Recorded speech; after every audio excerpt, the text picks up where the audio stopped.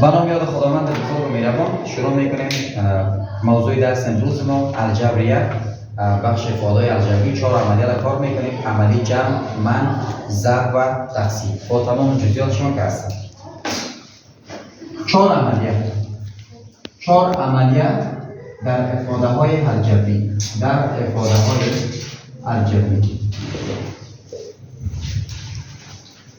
در نخست سر عملی جمع صحبت میکنیم. جمع 4 عملیات در افعال های الجبری. در ابتداشون عملی جمع افعال های الجبری است. عملیه جمع خصوصا کتاب ریاضی صنف 10. در جمع فقط همیشه وقت مجهولای همجنس باید ضرایبش جمع میسازیم. مخالف الجنس که بود باز رابطه برش داریم کار میکنیم. به طور مثال نوشته میکنیم می داشته باشیم 2x به توان 3 مثبت 4xy مثبت 6. میگیم جمع 3x به توان 3 منفی 12xy مثبت یا منفی 10. این علامه جمعی است. همیشه وقت در عملی جمع افاده های الجبری، افاده های مجهولایی که همجنس است یک دانشن ضرایبشون رو جمع میکنیم. 2 جمع 3 میشن 5. از مجهولای یکسان یک دانش 3. مجهولای یکسان یکیش xy. از 4 که 12 کم شد میمونن 8. از 10 که 6 کم شد میمونن منفی 4. اگر در صورتی که مجهولای یکسان نبود چی میگیم؟ فقط همین دو رابطه دارن. اگر در صورتی که یکسان نباشن به طور مثال داریم میگیم 2x مکعب مثبت 4xy منفی 8 جمع 3x به توان 4 منفی 2xy مثبت 10. ببینید در صورتی که مجهولای ما یکسان نیستن جدا باید نوشته بکنیم. 2x به توان 3 جدا میگیریم، این هم جدا مثبت 3x به توان 4 اینی هم جنس است. خیلی از xy یکسان یک دانش از 4 که 2 کم شد مثبت 2 میمونن. منفی 8 مثبت 12 مثبت 4 میشه.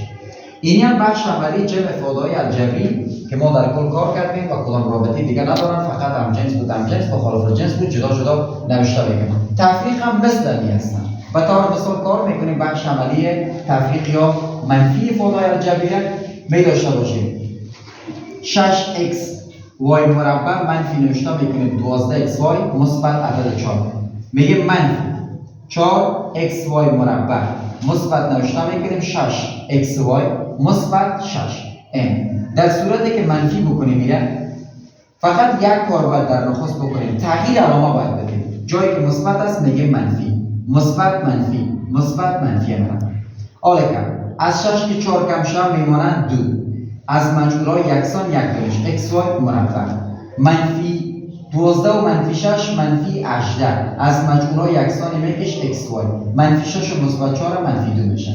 در صورتی که اگر مجهولات مختلف باشن در این صورت باز ما کاری که در عملی جمع انجام دادیم که جدا نوشته میکنیم در منفی هم عین کارا میکنیم. دیگه در مبحث عملی ضرب هستن. در ضرب افعال های الجبری یا ضرب مونوم در بینوم یا مونوم در کوینوم اما رابطه مشهورترشون اول یک افعال را کار میکنیم. به طور مثال نوشته میکنیم که 2x ضرب میگیم 3x مربع مثبت 4xy منفی 6. ضرب مونوم در یک پولینوم یا در ترینوم. همیشه وقت مجهول با مجهول هم جنسش که ضرب میخوره توانش جمع میشه. مجهولی که توان نداره توانش یک. ضریب با ضریب 2 ضرب 3 میگیم 6. x به توان 1 ضرب x به توان 2 میگیم x به توان 3. مثبت ضرب مثبت 2 ضرب 4 هم میشن 8. x به توان 1 ضرب x به توان 1 x به توان 2 وای خودش. مثبت ضرب منفی 2 ششم میشن چند 12x میشه. این رابطه شد. و یا اگر دو قوس ضرب شن به طور مثال می داشته باشیم 2x منفی 4 ضرب 3x مثبت 5 باید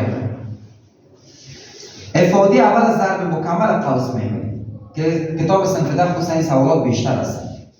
2x ضرب 3x بکنیم میشه 6x به توان 1 به توان 1 به توان 2. 2 ضرب 5 میشه مثبت 10x.